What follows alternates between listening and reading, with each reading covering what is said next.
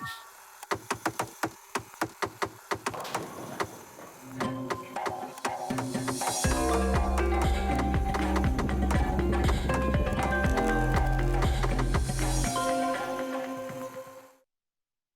pagi dan salam sejahtera. Bersama saya Marzela Sigai, ini Ringkas TVS. Kita mulakan dengan laporan ini. Aset bagi pihak penguatkuasaan akan ditambah termasuk pembelian dron dan kenderaan bagi memperluaskan pemantauan penularan serta pencegahan jangkitan COVID-19 secara menyeluruh di bahagian Miri. Ketua Menteri Datuk Patinggi Abang Jari Tun Openg berkata penyebaran dalam komuniti telah menular dan langkah tertentu harus dilaksanakan untuk mengurangkan penyebaran jangkitan itu. Dari sudut enforcement, pihak keselamatan telah meminta kita membantu dari sudut aset, penambahan aset, dan Kerajaan Negeri bersetuju untuk memberi aset termasuk drone dan juga kenderaan supaya mereka dapat menghubung dengan cepat mengenai dengan masalah-masalah disebabkan oleh penularan COVID-19. Sambungan itu, Kerajaan Negeri juga akan memperkasakan tenaga penguatkuasaan dalam kalangan anggota penguatkuasa. We have decided to enhance our enforcement. And we hope the people will cooperate with us for them to observe SOP. And we will increase the manpower from our enforcement agencies, particularly the police, the army, PRELA, and all the other agencies. They will enforce together to make sure that whatever SOPs that are being enforced, they will abide and comply. Hujan lebat yang turun sejak semalam mengakibatkan beberapa kawasan dinaiki air dan penduduk terpaksa dipindahkan ke pusat pemindahan sementara PPS. Sehingga jam 8 pagi tadi, 18 PPS dibuka, antaranya 4 di daerah Serian, 2 di Samarahan, Simunjan, 4 dan Tatau, 1. Jawatan Kuasa Pengurusan Bencana Negeri JPBN Sarawak dalam kemas kini maklumatnya pagi ini memaklumkan seramai 985 mangsa daripada 321 keluarga telah dipindahkan. Proses pemindahan penduduk yang terjejas dibantu oleh Jabatan Bomba dan Penyelamat Malaysia JBPM dan Angkatan Pertahanan Awam Malaysia APM. Warga emas yang ditemukan selamat pada Rabu selepas hilang semasa mencari lokan di Kampung Tambai Sebuyau menzahirkan penghargaan dan terima kasih kepada semua pihak yang membantu mencari beliau. Paun Husaini, 73 tahun, kini dalam keadaan stabil dan berehat di rumah menjalani kehidupan seperti biasa. Mengucapkan ribuan terima kasih pada pihak yang berkuasa kerana sanggup mencurahi kerana saya kesusahan dalam kesesatan. Jadi kita orang yang pihak berkuasa mau tidak mau bergerak mencari saya. Paun Husaini dijumpai selamat oleh pasukan operasi mencari dan menyelamat SAR sekitar jam 10.30 pagi Rabu dalam keadaan lemah.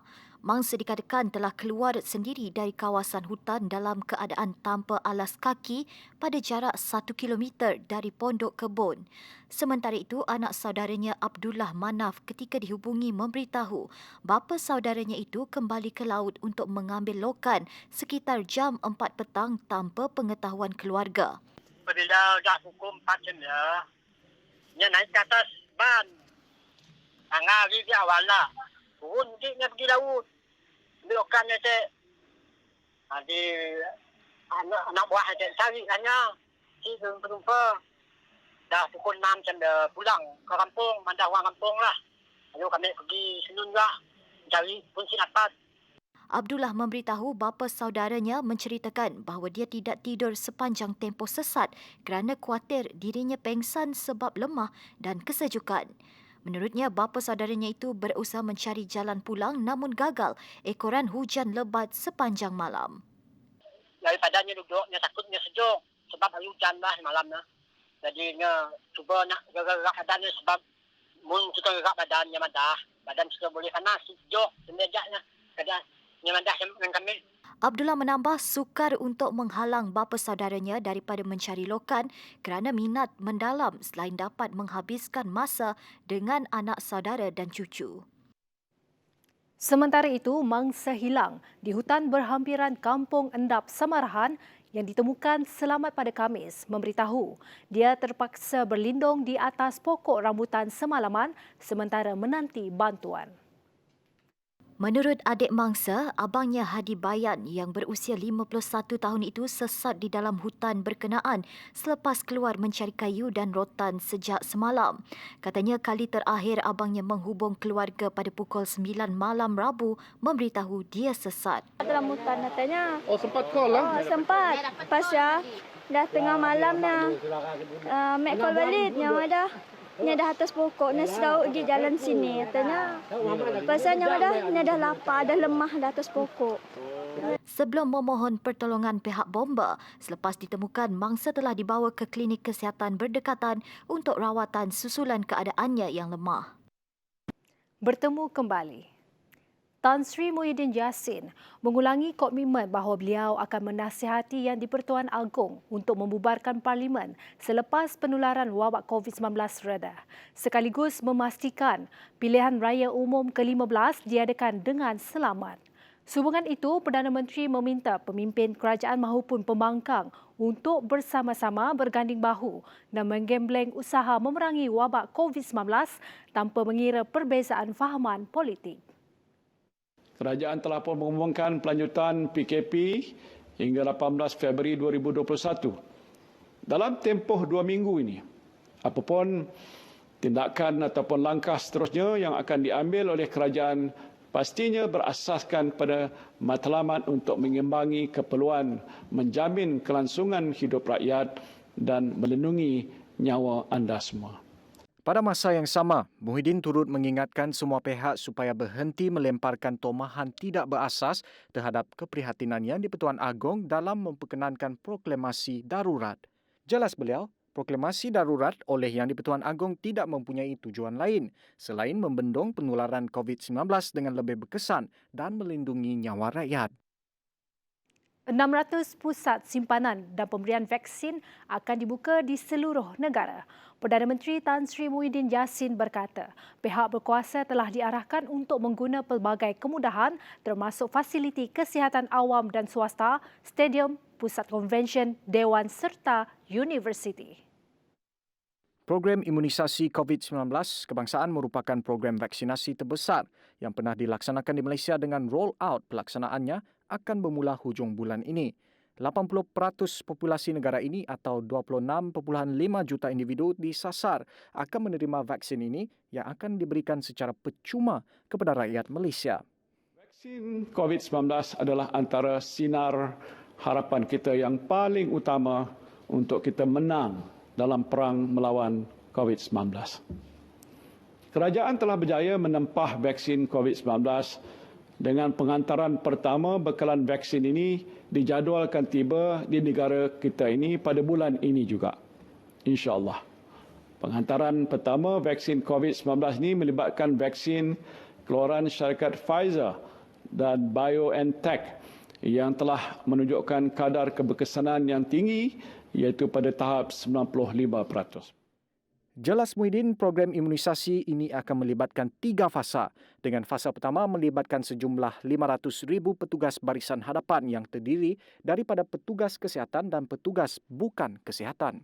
Manakala fasa kedua melibatkan kumpulan berisiko tinggi dan fasa ketiga pula adalah kepada golongan dewasa berumur 18 tahun ke atas, iaitu pemberian vaksin bermula bulan Mei 2021 sehingga Februari 2022. Sementara itu, Menteri Sains, Teknologi dan Inovasi Khairi Jamaluddin telah dilantik sebagai Menteri Penyelaras Program Imunisasi COVID-19 Kebangsaan. Saingan Liga MC 2021 yang pada asalnya dijadualkan bermula Mac ini akan dipindah ke satu tarikh baharu pada Jun depan. Pengerusi Amateur Football League AFL Datuk Wira Muhammad Yusof Mahadi berkata, pindahan itu dibuat bagi memastikan perancangan pasukan yang bakal bertanding tidak terjejas berikutan situasi semasa pandemik COVID-19. Menurut Wira, pengumuman ini akan memberi masa yang mencukupi untuk semua pasukan yang bertanding serta bersiap siaga dalam mengharungi saingan Liga M3 itu nanti. Katanya lagi, pindaan itu juga merupakan satu langkah proaktif bagi memastikan kelancaran semua aspek pertandingan termasuk pendaftaran pemain dan pasukan serta penjadualan perlawanan Liga M3 tidak terganggu. Itu sahaja buat masa ini.